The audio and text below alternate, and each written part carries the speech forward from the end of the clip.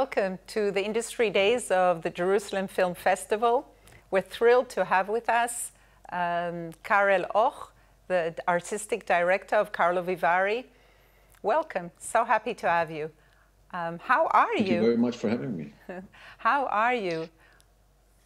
Well, it's been a weird year, and I guess I'm not an exception. We had 2 cancellations. I mean, I'm going to talk immediately about work, because work is our life and our hobby and our everything. It's been up and down. Yes, it's been up and down, very eventful. We had to cancel the regular festival in July. We had instead a very satisfying event, which brought us all around the country, 96 cinemas, 40,000 admissions. It was very nice. But then we were preparing another event for November, but we had to cancel again. So it's been psychologically challenging for the entire team, but it was a proof that the team is tight and very well together, that we're looking ahead next year with a lot of hope. So I saw in the net that there was a plan for a 54.5 festival. That's what you were planning for November. A physical festival, yes? Physical festival, because Czech Republic was among the first countries, I believe it was in May, when we reopened the cinemas. So basically, that allowed us to kind of offer to Czech cinemas around the country the programming for July, because all of those halls, they had nothing to screen because all major films were postponed for autumn. So we did this mentioned tour around the country, which was really beautiful, and we met with a lot of audience and exhibitors and projectionists, etc.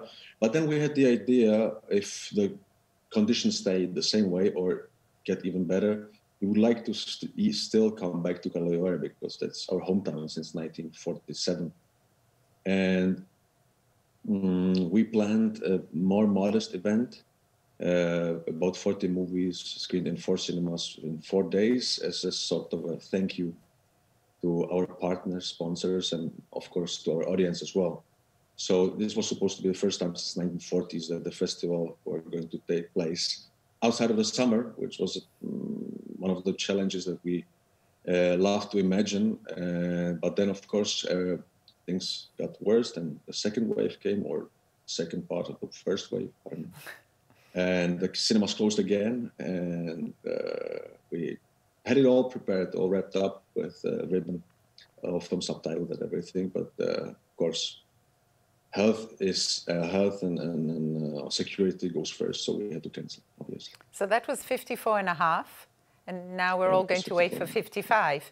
But I got to ask the question that, as a sales agent, I'm reluctant perhaps to ask, but what about digital? What do you feel about digital as a supplement or as a support system? Of course.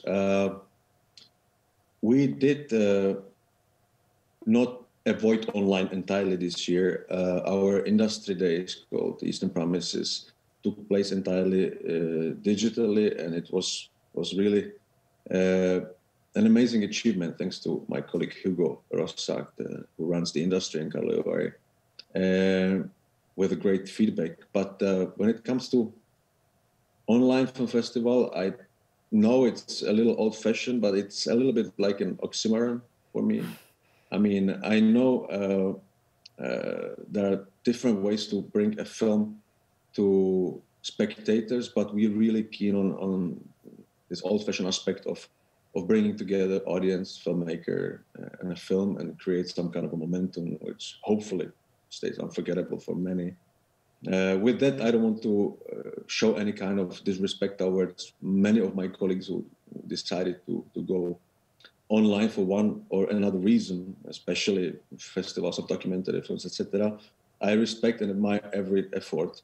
It's just not for us. We know that we would not be half as good in it, and so far also all the events we planned concern films which have already premiered somewhere else.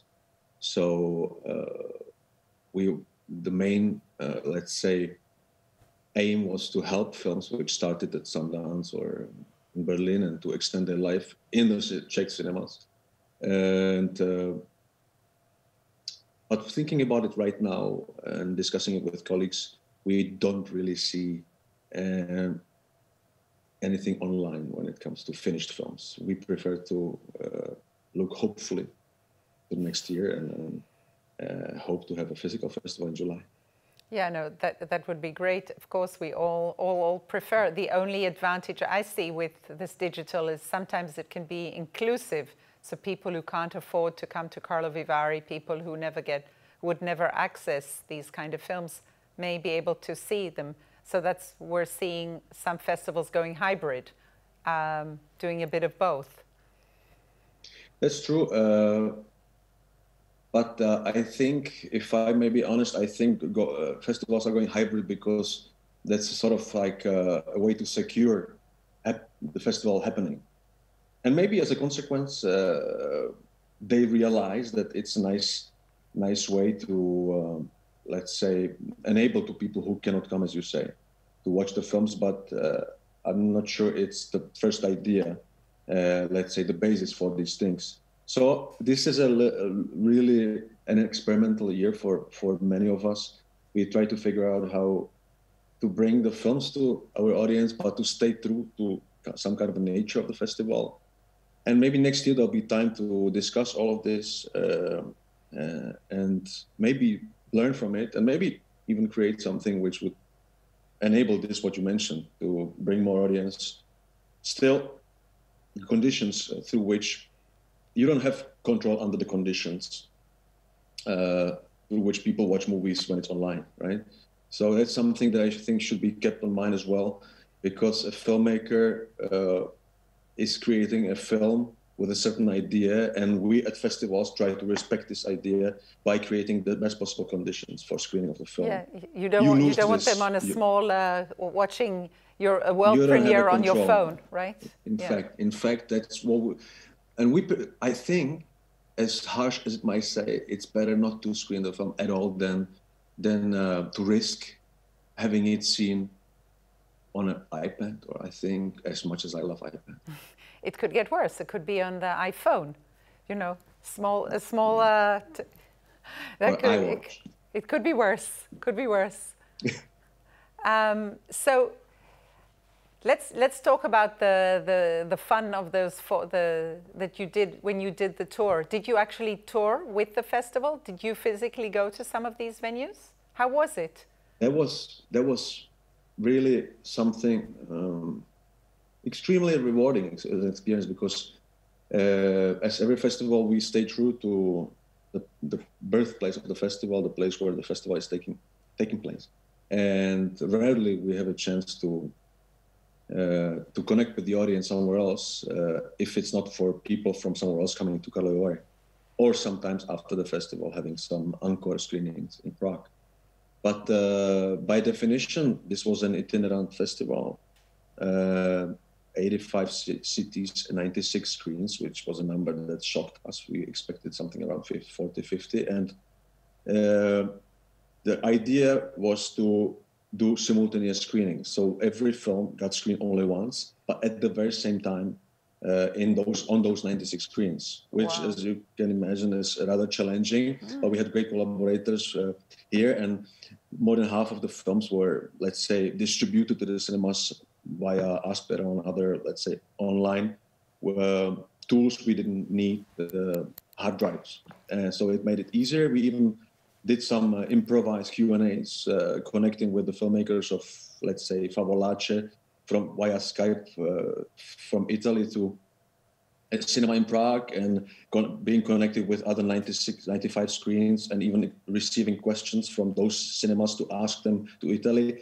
It was beautiful, and since the beginning we kind of wanted also to go and to accompany films and to visit the cinemas and to kind of show support to the exhibitors and the cinema owners who've been, let's say, out of business for a couple of months. And there was a member of a crew, be it a member of the programming team or even the president of the festival or other colleagues, present in almost half of the cinemas. So around 42, 43 cinemas or screenings were visited by someone from the staff. So we really had, with the help of our car sponsor, BMW, we could travel everywhere in the country quite fast. So we even did like one movie at 5 o'clock in one city and one at 8 o'clock in another city, just to be there and to say hello and to talk a little bit with the audience, which sometimes doesn't know Karlovy at all, because not everybody comes, not everybody is keen on the frenetic atmosphere of a festival or doesn't have means. So it was very beautiful. No, this sounds terribly inclusive, that you managed to reach places that I'm sure, and people who had never been to Karlovy Vary, to the festival. So that's your digital version, getting into the car and driving. Exactly. I hear you. Thank you. May I use it in the future? Yes. Karlovy Vary goes digital in a car. They actually go from place to place. They open a screen and they show a film. That's wonderful. Yes. That's very exciting. Rating the places. Yes. Yes. Well, maybe that can stay for the 55th edition. In fact, that's when talking about a certain kind of hybrids, because you can't really avoid certain discussions, especially when you see restrictions or measures being applied in Germany, and think about Berlinale. You see certain changes of dates of some festivals in France, such as Series Mania, moving to May. It makes you think, what's going to happen with the map of the festivals next year. You never know. It's February, but it takes nothing to reach July. So yes, we thought of including into our thinking an eventual, let's say, hybrid between Quiff at Your Cinema, which was the itinerant July event, and unrealized 54th and a half edition, which would be something smaller in Karlovy Vary. But that's really plan B or plan C. We prefer to, as we just opened the submissions for the regular festival next year, think about a real big 55. Return. Yes, a big 55 with masks, with distancing. I mean, there's certain advantages of certain measures. I mean, in Venice, I thoroughly enjoyed the fact that there was no one sitting next to me on the left side, on the right side, and I hear you. The masks prohibit certain people to talk in the cinemas. So, and you can walk into a cinema 1 minute before the screening. So, all these measures doesn't have to be understood or taken as negative. It can help something, and if it keeps people safe and happy, why not to keep it for a while? So you're thinking that COVID is here to stay for another year, and you're already planning. Yeah, we have to. We have to plan. We have to be planning, of course. Yes. Now, some people were thinking COVID is going to go away with some vaccines by spring. Okay, but some people may be getting it wrong, or too optimistic. We know there's only one thing we know. It's that nobody knows. I mean, there is a lot of speculations and a lot of discussions, and we are living in a sort of a virtual reality, meaning that the numbers are being published every day, and those numbers are accompanied by rhetorics, which is either positive or negative. But somebody's creating these rhetorics, and so you either go with the flow and you're happy when the rhetoric is positive and frightened when the rhetoric is negative. But for me, it's a virtual reality. So we have to accept this virtual reality and go with the flow and respect certain measures, not to discuss them, and just kind of believe that those measures are well thought through, and not to, organize secret parties and whatnot, things which will get everything slower and more complicated. And there'll be time for reflection. But yes, I mean, I'm not entirely optimistic, but I prefer not to be pessimistic either. So somewhere in between, I think, cautious. Cautious. So as I hear you, they will be a 55th edition in summer. It will be hybrid, the way Karlovy Vary defines hybrid, which means in Karlovy Vary and all over the Czech Republic, no to digital, no to iPads and computers in bed with a film, right? Well, I can agree with the last part. No iPads, no devices. But what I told you about the eventual hybrid, that's just really far thinking. And it's just one of the things that we discussed. I'm not even sure. You know, maybe the cinemas are not open at all. Who knows? Who knows? But it's that's one cloud that we open a little bit. But we prefer to really. I mean, it's been like that in 2020 until somebody tells us we must not do this. We think as if we can do it, because that's the only thing, how to keep also some psychological sanity in the crew, in the team. We go until the very last moment when we cannot go any further. But so basically you program once and then you program again and you program a third time. It's not easy. Well, and some sales agents and distributors. It's been challenging because some of the films we had to abandon that we planned for July 2020, but some of the films we used for Quivetur Cinema, the July itinerant festival.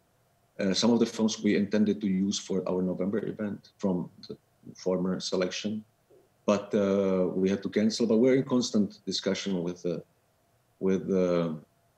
sales teams and basically maybe in the early spring we can create some kind of a special screenings in Prague of the films that we had confirmed for November. As soon as the cinemas are open, everything will be a little easier to program or envision. I'm sorry, it's a busy day. No, yes, this thing with COVID is breaking windows and structures. We've always been used to having a festival and then a distribution and then There's a normal flow, and now nothing is normal. So everyone is allowing screenings that would have never been allowed. And indeed, in a way, it's creative and enlightening. Yes, the only thing which has to be done, and the most important thing I think is the communication. So obviously, sales agents are our closest partners, and we discuss everything with them as soon as, even like a day before the cancellation, we let them know, because we want them to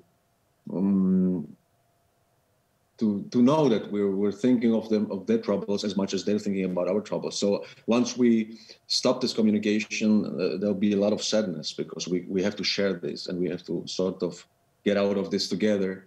And obviously the fact that it's so messed up, and every festival is inventing something new, redefining. You have a festival which takes place in 1 week, and now suddenly it takes place during 4 months. You don't know, which might be a strange news for some festival because it's confusing from colleagues. It's a good news for a sales agent. So because there is more chances to place a film. So certain things which automatically comes to our mind as negative, we should force ourselves to perceive positively, because somebody in the business can benefit from it. And I think that's the only thing, and probably the most important thing that we can do now is just to share this as much as we can. Yes, it's basically the relationship in the end of the day of the filmmakers, producers, and the audience, and how to get them to mix and match. Tell me, do you have drive-ins in the Czech Republic? Do you use drive-ins? We do in Prague. There've been a few during the first lockdown. Certain organizers reacted quite fast, even though it's not at all in our culture. But you do what you can, and the season allowed it. So late spring, the weather was quite good. So in some empty, deserted spaces in Prague or some parking lots, the drive-ins were created, and immediately they became quite successful, because people in Czech Republic, in Prague especially, have been used to a big screen and they missed it. So, and I think many people actually wanted to try, because 99% of people have never had the kind of experience. including some of the filmmakers. I know some Czech filmmakers who went to see their film in a drive-in, and yes. by mistake they were disturbing the screenings with the lights on, etc. So there's some funny stories around it, and a lot of happy people to have screened in drive-ins and have seen films there. Oh, so that's nice. So edition 55 is beginning to form in your head. How do you see edition 60? Do you think this COVID is a game changer? It will change something in all of us in a way that is not reversible? Maybe I use some examples from, let's say, our practical doings in Karlovy. Karlovy is a festival known for big crowds. You yourself have witnessed it. There's a lot of youngsters, and there's a lot of confusion in the best sense of the word. People queuing up for tickets. A little 1990s still, in a way, in a good, not in a bad sense of the word, but as in many, let's say, areas of a life, not only cultural, COVID brought a lot of thinking in. Maybe it's like an impulse to redesign certain things. So nobody will want to queue up anymore. If not for anything else, then for a fear, because after this traumatizing experience, it will take a while, even though the vaccine might be in place. So why to enter into a situation which brought a trauma a few years ago to you? So it's a stimul to redesign certain things, maybe to move it to the third millennium in terms of, let's say, organization of the tickets or the rush lines. I mentioned Venice Film Festival. All my tickets are still in my wallet. It's very comfortable. You can book everything. You don't have to queue up anywhere. So I think a lot of positive consequences can come up with this negative experience. And Karlovy 60, I see maybe people moving more cautiously, but still being in the cinema, because we will kind of, with our hard heads, insist on keeping this traditional aspect of a filmmaker traveling to a city where he or she knows that they will meet the audience after the screening and feel the vibe of the audience, which is something you cannot do through Skype or Zoom, as grateful as we are for having them. So I hope the 60th edition of Karlovy will not change too much when it comes to its heart. The magic. You want to keep the magic. Yes. Yeah. Otherwise, we go work somewhere else. Okay. Thank you. Thank you very much for being with us. It was such a pleasure. And can't wait to have you here with us in Jerusalem very soon.